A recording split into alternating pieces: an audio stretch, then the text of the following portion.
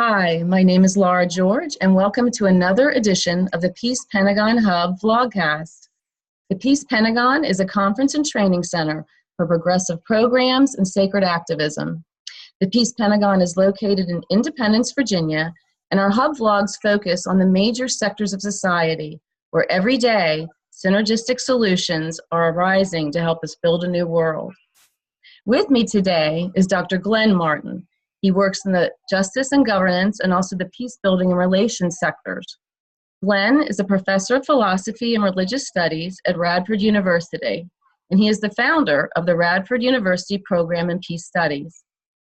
Glen is also the president of the International Philosophers for Peace, and he's received numerous peace awards, including the International Gussie Peace Prize, the World Peace Leader Award, the Lighthouse of the World Award, and the Press Action Hero of the Year.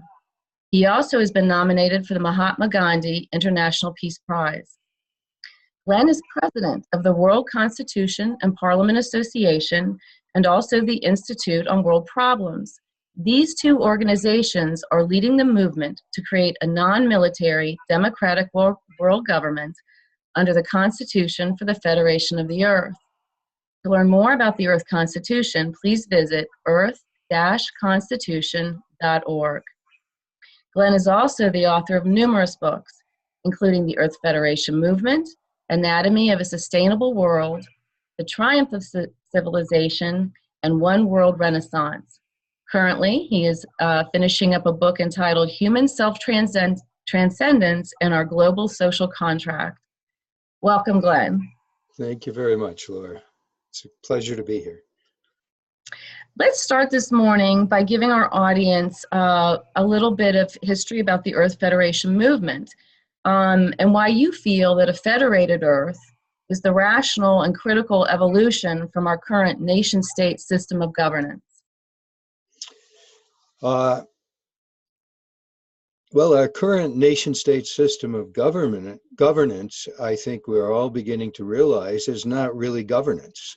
Right, it's a global chaos, and since at least the early 1950s, the world has been subject to possible nuclear holocaust, which destroys all of civilization. So we know there's a very serious problem, and again, we know that nations worldwide are spending more than $1 trillion US a year on weapons and military.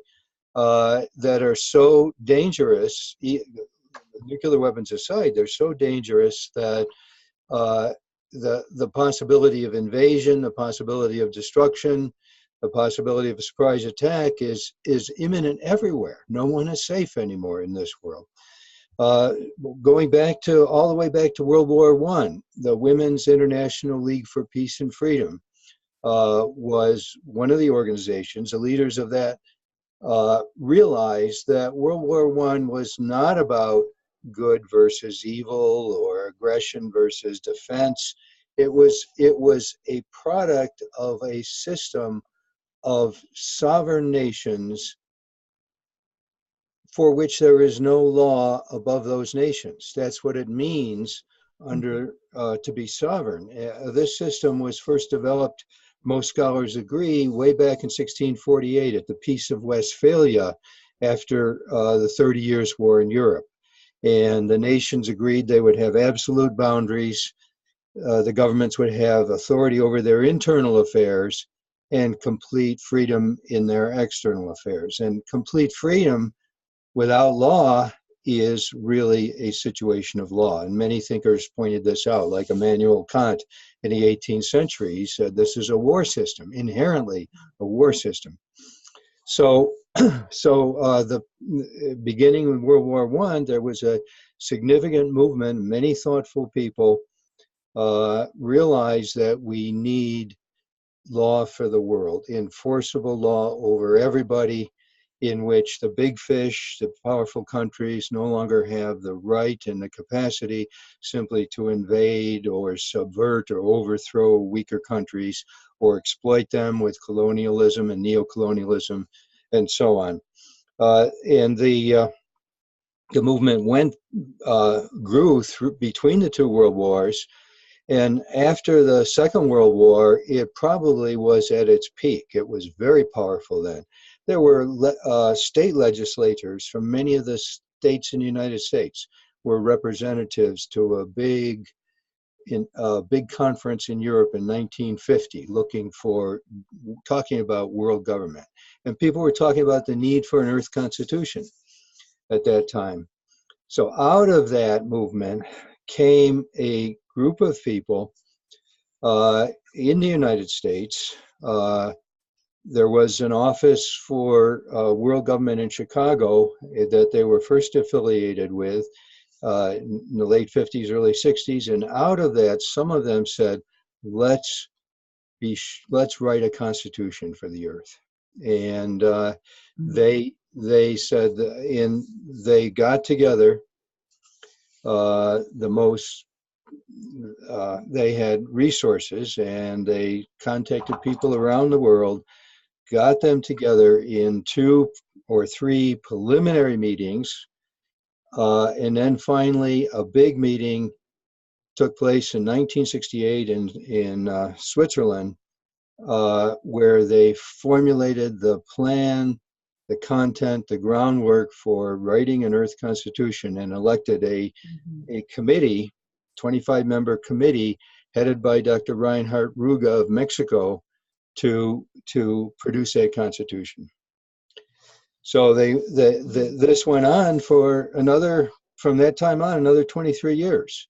They had a second constituent assembly in Innsbruck, Austria, 1977. They went over the draft paragraph by paragraph. It was a brilliant draft, but they had, everybody worked on it together.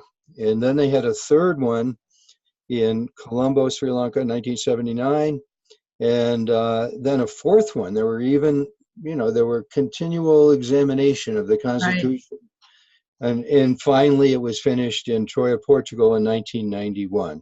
So since that time, we've been trying to get the people of Earth to see that unless we unite together and initiate a process, a real governmental process that can represent the interests of everybody on Earth and demilitarize the nations and create a peace system for the Earth, we really don't have much of a future on this planet.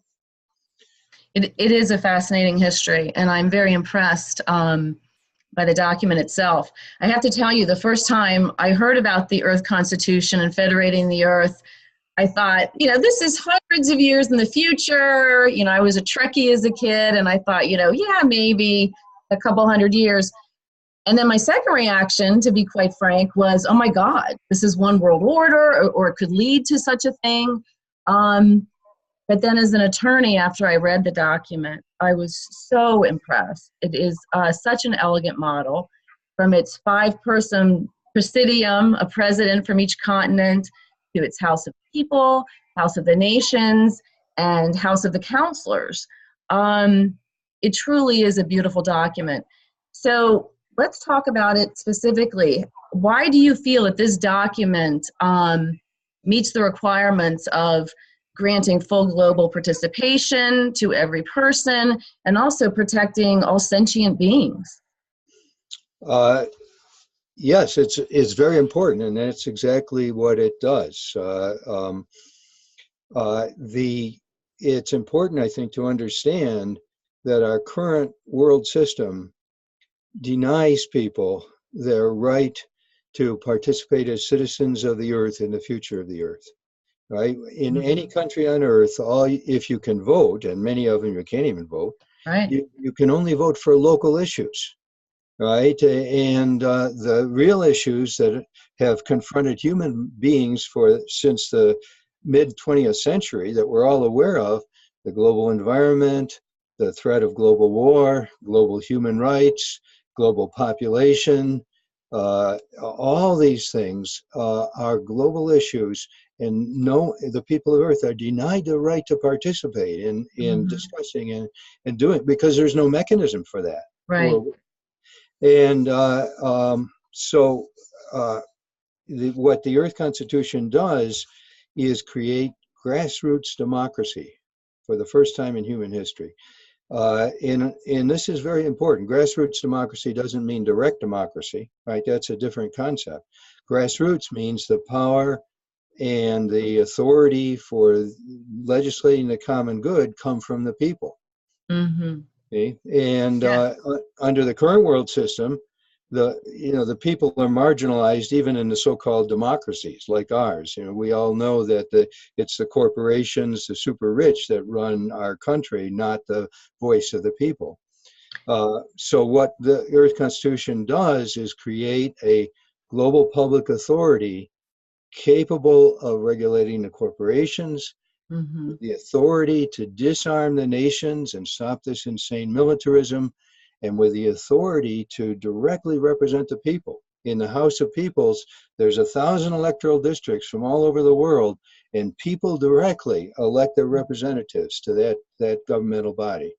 So here's grassroots democracy for the first time on Earth. It's not a top-down system because the top and the bottom belong together. That's what real democracy means. The people have a representative of their common good in the government, in the global public authority.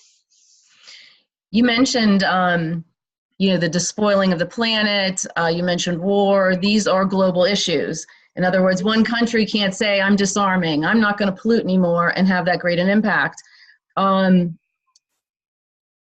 I also love this feature of the Earth Constitution, the House of Councilors, because the far right, for instance, in the United States, typically deny science. They also say, well, we don't know. We don't know what's really going on with Earth changes, global warming. Well, this House of Councilors concept eliminates that excuse. And I would like you to talk about that aspect in particular, because to me, it's like the indigenous Council of Elders concept being brought into the Constitution. Could you speak to that, please? The Constitution is a parliamentary system. The world law is made by the World Parliament, and so it's very different than the U.S., where the Congress may make laws, but there's this powerful executive branch that can subvert everything, as is happening right now. As we know, they can destroy everything. There is no separate, powerful executive branch. The executive of the Earth Constitution is under the authority of the World Parliament, which is diverse, as I was saying before, worldwide, 1,500 legislators from all over the world. And one of the three houses, the House of Peoples, the House of Nations, the third house is the House of Councilors that you were asking about. The House of Councilors is the people who are elected to the House of Councilors are nominated by the students and faculty from institutions of higher learning around the world. There's 10 districts. The world is divided equally by population into 10 magna regions, it's called. And each of those 10 nominates 20 people. They nominate more than 20, but 20 are elected from to the World Parliament, to the House of Councilors, and then they're elected by the other two houses. So the idea behind this is that students and faculty of institutions of higher learning know who knows about world issues. They know who knows about the environment, who knows about disarmament, who are the experts in human rights, and so on, who can lead the world in a wise way. So through this process, you get these people into the government. And their main function, if I might just say, is not simply another voting house among the 1,500 people in the World Parliament.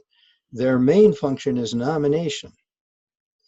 So their job, when people are elected to the World Executive, the Presidium of the World Executive, as you were saying, 5 people there, right? The nominations for those 5 people are done by the House of Councilors. So think how different this is, for example, from the Trump administration, which nominates totally unqualified people. Right. Right. Right. So I here just you love go. it. Yeah, Yeah. wise people are doing the nomination. It's the same for the world judiciary. The House of Councilors nominates them, and then they're elected by the other two houses to their positions.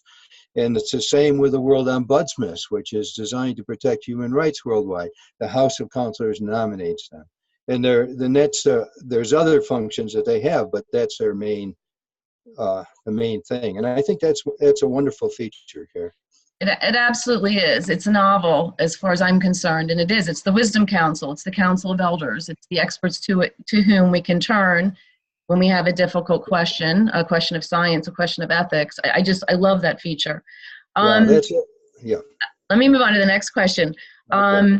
The military-industrial complex. We've got the Peace Pentagon here in Southern Virginia along the New River, and there's this other Pentagon in Northern Virginia along the Potomac. Can you tell us briefly how the Earth Constitution handles policing powers? And what would happen if, two nations, which absolutely survive under this scheme. It's not we're doing away with nationalities, Right. nation states, but if two nations were going at it and had a dispute that they couldn't resolve, tell us about the policing powers in the judiciary, how it would work under the Earth Constitution. Okay, I think that the key thing, and one has to look at the entire Constitution for this, the key thing to creating peace is a system, right? A system that has many interrelated factors, all of which are directed toward peace and sustainability and human rights protection and so on. All these things go together, right? You just can't have human rights violated around the world if you want peace, and so on. And the same with you can't have an environment that's collapsing if you want peace, and so on. Right. So all these factors go together, when nations join the Earth Federation in the first operative stage, which is 25 nations join, they don't have to demilitarize, but they do have to pledge solidarity with one another, because now they're under the framework of the Earth Constitution, which prohibits war and so on. So they begin in conjunction with the officials of the Earth Federation, they begin creating systematic mechanisms for disarmament. And this, by the second operative stage, when 50% of the nations of the world have joined, disarmament begins, right? Now, already as nations join in the first stage, they have to eliminate all the weapons of mass destruction, which have no military value anyway. And so those are all gone. So they begin systematically disarming, and the world. So the process, by the time the world is part of the Federation, weapons of war are no longer necessary. And as far as personal weapons are concerned, the World Parliament decides which of those are permitted and so on. So you have a system then in which you have a world judiciary, you have a world police, civilian world police. The Constitution has no military, right? So it's because if you have a reasonable civil society, which the world is, as the world will be under the Earth Constitution, you don't need a military, right? You need civilian world police. The difference between military and civilian world police is that civilian police have to obey the law themselves. Military just obey orders and exterminate some designated enemy. Right. Civilian police are subject to the law, and it's very important. And so then you have also one bench of the world Supreme Court system is the bench for international conflict, bench for disputes between nations. All right, so you've got a civilian world police. If there's someone in some country who is fomenting violence or organizing trying to get weapons or organize, the civilian world police, their job is to arrest and indict and bring them to the court system. If there is a dispute between nations, it goes to the court for international disputes and so on. And the World Supreme Court system makes the decision. So let's finish. You're talking about a world court system, and many people believe that the current International World Court has jurisdiction over nations and people. Would you fill our audience in on why the UN and the International Court that's been set up to date haven't been successful, and why they probably will never be without the Earth Constitution? They can't be, because the UN and now the International Criminal Court is not UN. It's created by the Assembly of States Parties under the Rome Statute for criminal disputes. But nevertheless, it's based on the same premise that the UN is based on, which is the UN Charter calls it the sovereign integrity of its member nations, in which there is this prohibition of interfering with the internal affairs of member nations and so on. The International Court of Justice in The Hague is voluntary. It has no it has no authority, right, unless nations voluntarily come before it. And then even if they come before it and it makes a decision, it's still voluntary. There's no enforcement, right? And the International Criminal Court is dependent on the signatories to the Rome Statute and the Assembly of States Parties agreement, so that when the International Criminal Court wants to indict someone in some country, they have to have the agreement of the government of that country to do it. So very limited power. Yeah, and so a world Supreme Court system under a real constitution, which the UN is not, it's a treaty of sovereign nations, but a real constitution eliminates that. It makes the people of Earth sovereign, and then the sovereignty of each individual nation is derivative from the people of Earth. The legitimacy, the nations are not abolished, but the legitimacy of the governments of Earth, just like it's similar to the United States, which is a federation, right? The state of Virginia has a government, but it is not autonomous. It doesn't have the right to invade North Carolina. It has no military for that purpose. It has civilian police only, and they're all under the authority of the Constitution of the United States. This is what we need to do for the world, right? And this is what will give us a world of that will end war and create a system. It's a peace system for the world. Yeah, that's a great analogy, bringing us back to how the United States was established and how our governance was structured. Glenn, thank you so much. I just want to let our listeners know, Glenn is going to be teaching a retreat here the weekend of April 14th and 15th, along with David Swanson, who is the founder of World Beyond War. The retreat is entitled Beyond Nationalism, the History and Future of the Peace Movement. And for those of you who want a deeper dive, please join us in the Peace Pentagon. It's going to be a fascinating weekend. Glenn, again, it's been my ultimate pleasure to be with you today. And let me send people to your website one more time so they can read the Earth Constitution for themselves. It's earth-constitution.org. Thank you. Okay, thank you so much, Laura.